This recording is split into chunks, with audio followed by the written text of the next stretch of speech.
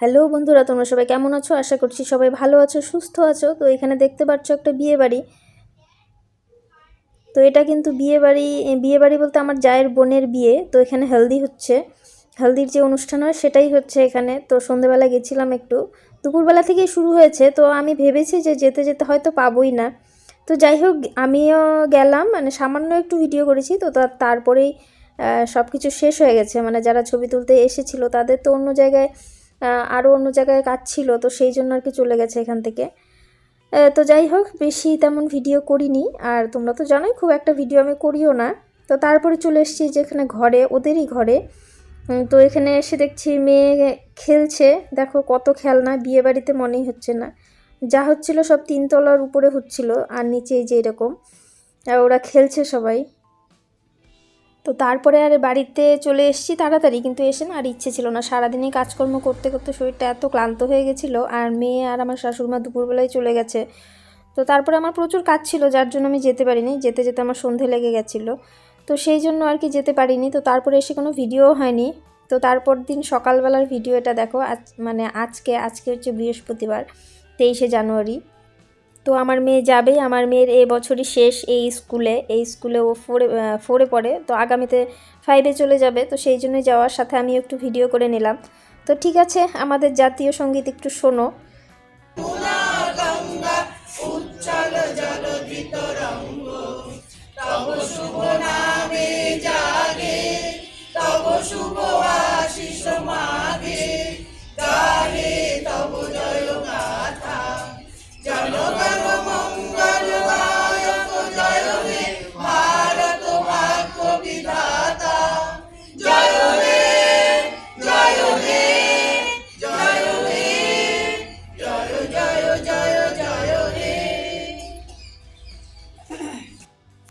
তো দেখলে ওখানে আমাদের জাতীয় সঙ্গীত তোমাদেরকেও একটু শোনালাম, মানে আমরাও করেছি সাথে।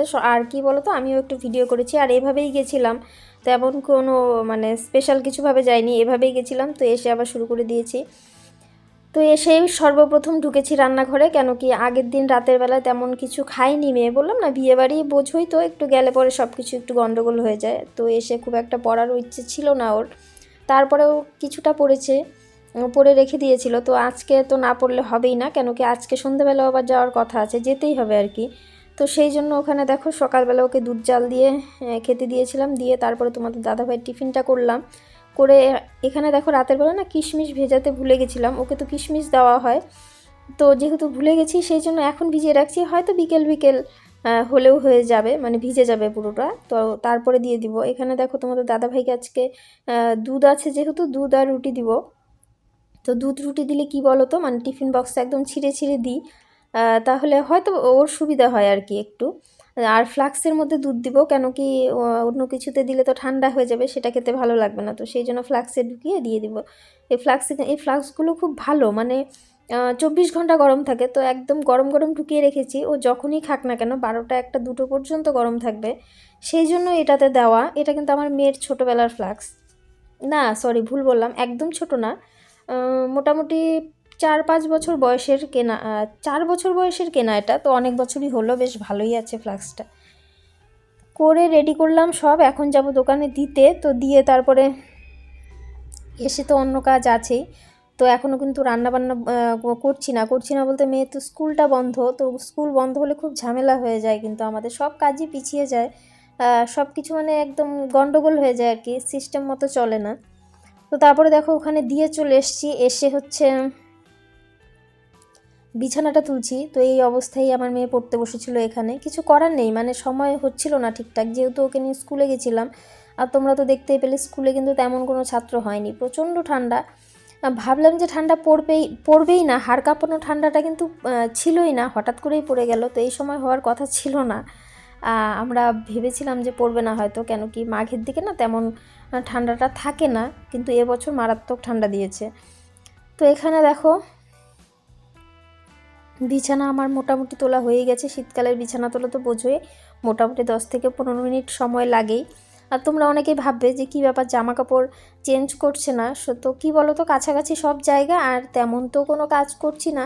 আর কি বলো তো, এটা আজকে ধুতেও হবে, অনেক দিন পরা হয়েছে, তো সেই জন্য আর কি ভাবলাম আজকে যখন ধুবোই, আর সকালবেলা প্রচুর জামা কাপড় ধুয়েছি আজকে, ওয়েদার খারাপ তো কি হয়েছে কি বলো তো, জমতে জমতে এত জমেছে না, তো এখন না ধুলে আর হচ্ছিল না।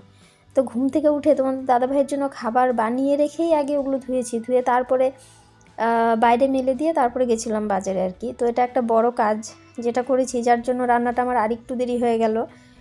তো কিছু করার নেই, তো এখন তাড়াতাড়ি গিয়ে উনুনটা ধরাবো, যেহেতু স্কুলটা বন্ধ, তো উনুনে রান্না করলে একটু দেরি হলেও কোনো সমস্যা নেই। আর আমার মেয়ে হচ্ছে, বললাম না একটু দেরি করেই তো দুধটা খেলো, তো সেই জন্য।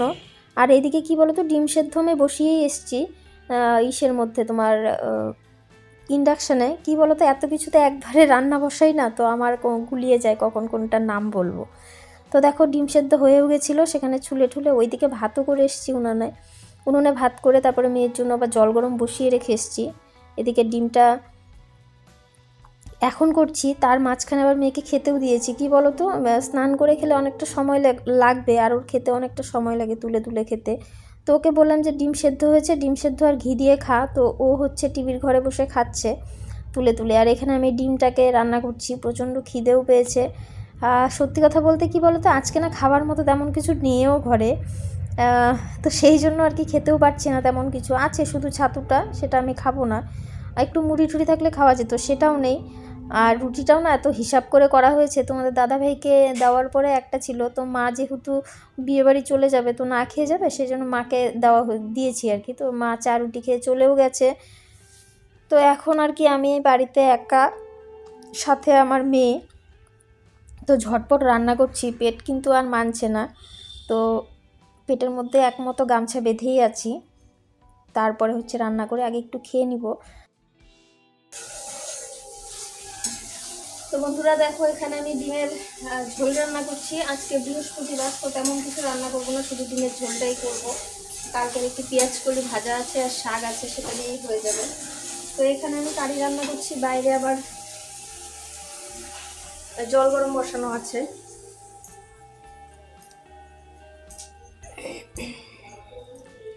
তো সেটাতে দেখো যে আগুন নিভে আছে, আগুনটা একটু জেলে দিই।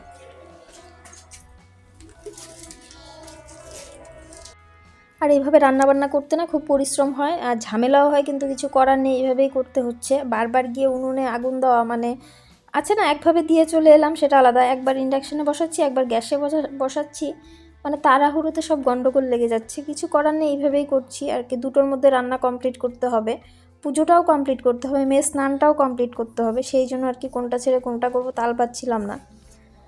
তো সারাটা দিন আবার এভাবেই কাটবে, আবার বিকেলবেলা চলে যাব আর কি বিয়ে বাড়িতে। তো চেষ্টা করবো সেখানে কিছু ভিডিও তোমাদের সঙ্গে শেয়ার করার। এখনই বলছি আর কি, মানে সেভাবে কতটা করতে পারবো জানি না, কখন যাই সেটারও মানে বলতে পারছি না আর কি। তো ঠিক আছে বন্ধুরা, ভিডিওটা কেমন লাগলো, ভালো লেগে থাকলে অবশ্যই লাইক কমেন্ট শেয়ার করো। আর চ্যানেলে নতুন হয়ে থেকে চ্যানেলটাকে সাবস্ক্রাইব করে পাশে থাকা বেল আইকনটিতে ক্লিক করে নোটিফিকেশনটা অন করে রেখো। তো ভিডিওটা আর বেশি দূর টানছি না, ভিডিওটা আজকের মতো এখানেই শেষ করছি। তোমরা সবাই ভালো থেকো, সুস্থ থেকো, এভাবেই আমার পাশে থেকো, আমাকে সাপোর্ট করো, আমাকে এগিয়ে যেতে সাহায্য করো। তো ঠিক আছে, দেখা হচ্ছে পরের ভিডিওতে। টাটা।